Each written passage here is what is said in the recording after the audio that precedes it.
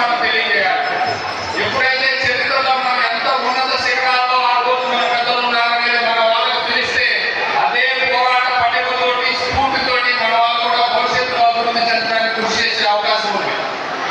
ఇవాళ రాజకీయ పార్టీలకు ఇచ్చేటువంటి గౌరవం కన్నా మన క్షత్రియ చంద్రవంశ క్షత్రియ ఈ వర్గానికి మీరు అందరూ కూడా కట్టుబడి ఉండాలని కోరుకుంటూ నాకు తెలిసిన ఈ 2 ముక్కలు మీతో పంచుకోవడానికి అవకాశం కల్పించిన కార్తీక వంశ సమారాధన కమిటీకి హృదయపూర్వక ధన్యవాదాలు తెలియజేస్తూ భవిష్యత్తులో ఇలానే కొన్ని మంచి కార్యక్రమాలు ఇంకా మీ ద్వారా కొనసాగాలని కోరుకుంటూ ప్రత్యేకించి వంశ సమారాధన కమిటీకి హృదయపూర్వక ధన్యవాదాలు తెలియజేస్తాం.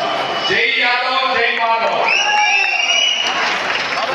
అన్నగారు ఒక మాట చెప్పాడు, రాజకీయ పార్టీని యాదవ్ శాసించే తీసుకెళ్ళగాలని. దయచేసి ఇది తెనాలి పట్టణంలో ఉన్నటువంటి యాదవ్ గమనించవలసిందిగా కోరుతూ అందరికీ కూడా నమస్కారాన్ని, శుభాకాంక్షలు. తెనాలి ప్రాంతం ఈ రాష్ట్రం మొత్తానికి యాదవులు అభివృద్ధి చెందినటువంటి ప్రాంతం ఏదైనా ఉందంటే తెనాలి ప్రాంతానికి అన్ని రంగాల్లో కూడా ఒక పౌరాణిక రంగం కానివ్వండి, నాటక రంగాలు కానివ్వండి, వైద్య రంగంలో కానివ్వండి, అన్ని ఎకానమిక్స్లో కూడా అన్ని రంగాల్లో కూడా అభివృద్ధి చెందినటువంటి వ్యక్తులు ఈ తెనాలి ప్రాంతంలో ఉన్నారు. కాబట్టి అభివృద్ధి గురించి మనం చెప్పాల్సినటువంటి అవసరం లేదు. అట్లానే ఈరోజు యాదవ్ సంబంధించి మన జిల్లాలో యాదవ్ కట్టించుకోవాలనేది కార్యక్రమం కోరిక.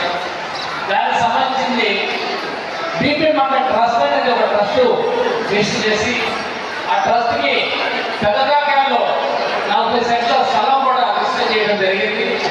కానీ త్వరలోనే మనం ఆ యొక్క నిర్మాణ కార్యక్రమానికి శంకుస్థాపన చేసుకొని మీ అందరి సహకారంతో మంచి భవనాన్ని కూడా ఉత్తరప్రదేశ్ మాజీ ముఖ్యమంత్రి, భారతదేశానికి రక్షణ మంత్రిగా పనిచేస్తున్నటువంటి నేతాజీ ములాయం సింగ్ యాదవ్ గారి పేరు పెట్టుకొని కట్టాలని చెప్పేసి నిర్ణయం తీసుకున్నాం.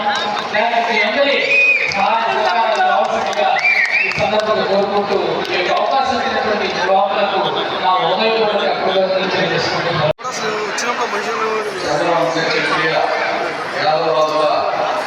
కార్తీక వంశ సమారాధనకి ముఖ్య అతిథులుగా విచ్చేసినటువంటి మంత్రివర్యులు, గౌరవనీయులు, పెద్దలు శ్రీ నారాయణ మోహనప్ప గారు, అదేవిధంగా తెనాలి మున్సిపాలిటీ చైర్పర్సన్ శ్రీమతి రాధిక రమేష్ గారు, ఈ యొక్క అధ్యక్ష స్థానాన్ని వహించినటువంటి మా సోదరుడు కుర్రా బాబు గారు, ఇంకా ఈ యొక్క వన మహోత్సవానికి వచ్చేసినటువంటి యాదవ సోదర సోదరీమణులు, ఇంకా శ్రేయోభిలాషులు, పెద్దలు అందరికీ కూడా నా హృదయపూర్వక నమస్కారాలు. ఈ రోజున ఈ యొక్క యాదవ కార్తీక వన సమారాధన చాలా పెద్ద ఎత్తున మంచి వాతావరణంలో జరుగుతూ ఉంది. అందరూ కూడా కలిసి ఒక చోట సమావేశమై వారి యొక్క ఆత్మీయత అనురాగాన్ని పంచుకోవడానికి ఈ యొక్క వన సమారాధన ఎంతో ఉపయోగపడతా ఉంది. మరి మన పెద్దలు చూస్తే పూర్వకాలం నుంచి సంవత్సరానికి ఒకసారి కార్తీక మాసంలో ఈ యొక్క వన సమారాధన కార్యక్రమాన్ని ఏర్పాటు చేసినటువంటి ముఖ్య ఉద్దేశం ఏంటంటే ఎక్కడెక్కడో ఉన్నటువంటి ఆత్మీయులు, బంధువులు అందరూ స్నేహితులతో కలిసి ఒక చోట సమావేశమయ్యి వారి యొక్క ఆనందాక్షేత్రికాలని పంచుకోవడానికి, వారి యొక్క ఆత్మీయతను చాటుకోవడానికి ఈ యొక్క వన సమారాధన ఎంతో దోహదపడుతూ ఉంది. మరి ఈ రోజున కార్యనిర్వాహకులైనటువంటి వాసు తదితర వారి టీం అంతా కూడా చాలా కష్టపడి అందరినీ మారుమూల గ్రామంలో ఉన్న వారిని కూడా ప్రతి ఒక్కరిని ఈ యొక్క వన మహోత్సవానికి ఆహ్వానించి మరియు వారిని మనసారా ఇక్కడ ఏర్పాటు చేసినటువంటి ఈ కార్యక్రమంలో వాళ్ళు పాల్గొనే విధంగా చేసినటువంటి ఈ యొక్క కార్యక్రమ నిర్వాహకులందరికీ కూడా నా యొక్క కృతజ్ఞతలు మరి ఒకసారి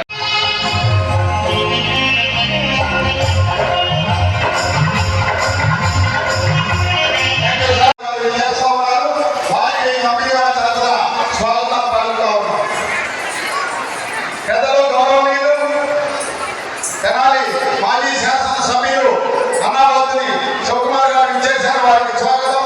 అలాగే తెనాలి పట్టణ మున్సిపల్ చైర్మన్ గారు రాధికా రమేష్ గారు, భయపేట రాధికా రమేష్ గారు ఇచ్చేశారు, వారికి స్వాగతం. వారి యొక్క ఎంపీపీలు వారికి స్వాగతం.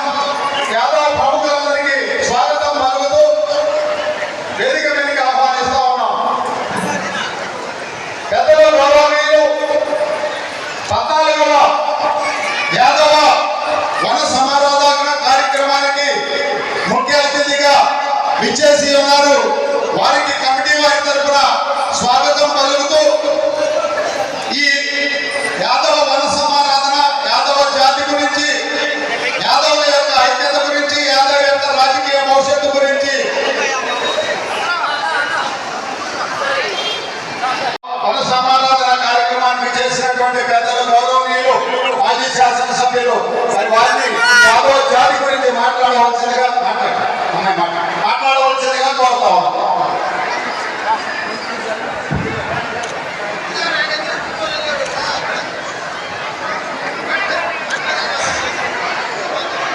అందరికీ నమస్కారం. చాలా సంతోషం. 14 సంవత్సరాల నుంచి ఈ తెనాలి నియోజకవర్గంలో మరి ముఖ్యంగా తెనాలి పట్టణంలో యాదవ వన సమాజాన్ని ఎంతో బ్రహ్మాండంగా చేస్తూ ఈ సందర్భంగా తెనాలి నియోజకవర్గంలో ఉన్న యాదవ సోదరులందరినీ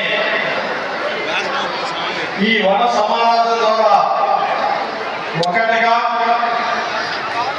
అలాగే ఈ ఐక్యత నియోజకవర్గంలో రాజకీయంగా, సామాజికంగా, ఆర్థికంగా ఎదగడానికి ఇది ఒక మంచి వేదిక అని చెప్పి ఈ సందర్భంగా మీ అందరికీ మనం చేస్తా ఉంటాం. ఎందుకంటే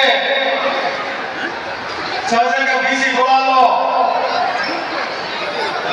నాకు తెలిసినంత వరకు, ఎందుకంటే నేను రాజకీయ కుటుంబాల నుంచి వచ్చా, ఈ ప్రాంతంలో నాన్న మున్సిపల్ చైర్మన్ గా, ఎమ్మెల్యేగా, మంత్రిగా పనిచేశాడు. నేను ఎమ్మెల్యేగా పనిచేశా. నాకు తెలిసినంత వరకు బీసీలు సామాజికంగా కానీ, రాజకీయంగా కానీ ఈ ఆంధ్ర రాష్ట్రంలో బాగా తీసుకొచ్చిన ఇద్దరు, ఒకటి స్వర్గీయ నందమూరి తారక రామారావు గారు, 2 జగన్మోహన్ రెడ్డి గారు. ఇది వాస్తవం. దాన్ని అందిపుచ్చుకున్న కులం యాదవ కులం. రాజకీయాల్లో కానీ, వ్యవసాయంలో కానీ, వ్యాపార రంగంలో కానీ ఈరోజు బీసీ కులాల్లో పెద్దగా పాత్ర పోషిస్తుంది యాదవ కులం. అందుకే ఈ రాష్ట్ర రాజకీయాల్లో మీ పాత్ర ఎంతో గొప్పది. దానికి అనుగుణంగా మీ అందరూ ఇలాంటి సమావేశాల్లో ఐక్యతగా ఉండాల్సిన అవసరం ఉందని చెప్పి ఈ సందర్భంగా మనం చేసుకుంటూ, రాజకీయ పార్టీలు రకరకాలుగా ఉండొచ్చు, తప్పేమలే. ఒక కులం అన్ని పార్టీల్లో ఒకటే ఉండదు. ఇక్కడ ఉన్న మనందరం కూడా అనేక రాజకీయ పార్టీలు ఉండొచ్చు. కానీ ఆ రాజకీయ పార్టీల ద్వారా రాజ్యాధికారాన్ని సాధించడమే లక్ష్యంగా ఉండాలని చెప్పి ఈ సందర్భంగా మనం చేస్తా ఉంటాం. మీకు ఒక చిన్న ఉదాహరణ చెబుతా. ఇది నా గొప్ప కోసం చెప్పుకోవట్లేదు నేను. నా సామాజిక స్పృహ, మీ మీద నాకున్న ప్రేమని చెప్పడానికి చెబుతా ఉంటా. నేను రాజకీయాల్లో ఉన్న దగ్గర నుంచి ఈ రోజు వరకు కూడా నాకు సంబంధించి ఈ పట్టణం కానీ ఈ నియోజకవర్గంలో సత్సంబంధాలు ఉన్న వ్యక్తిని, మరి ముఖ్యంగా యాదవ కుటుంబంతో సత్సంబంధం ఉన్న వ్యక్తిని, ముఖ్యంగా యాదవ రాజకీయంలో బాగా తీసుకొచ్చే దాంట్లో మీ అన్నదాసు ఒక మా అనుభవంలో ఉంటాడు.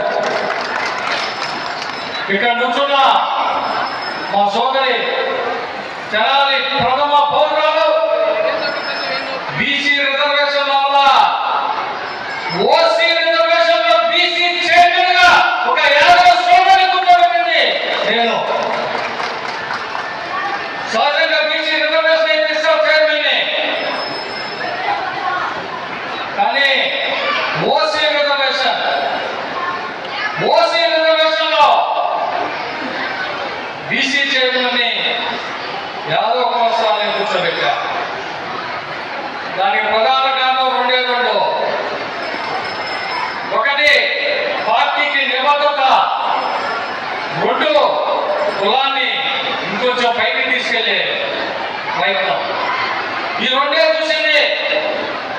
ఒకటి పార్టీకి నిబద్ధత, రెండు ఆ కులాన్ని ఇంకొంచెం పైకి మనం చేతైనంత వరకు తీసుకెళ్దాం.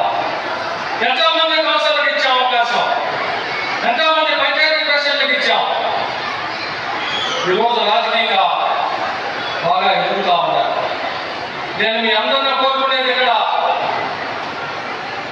అందరూ అన్ని రాజకీయ పార్టీల్లో ఉండొచ్చు, అందరూ ఏ పార్టీలో ఉన్నా మీ అందరూ కలిసి ఒకటిగా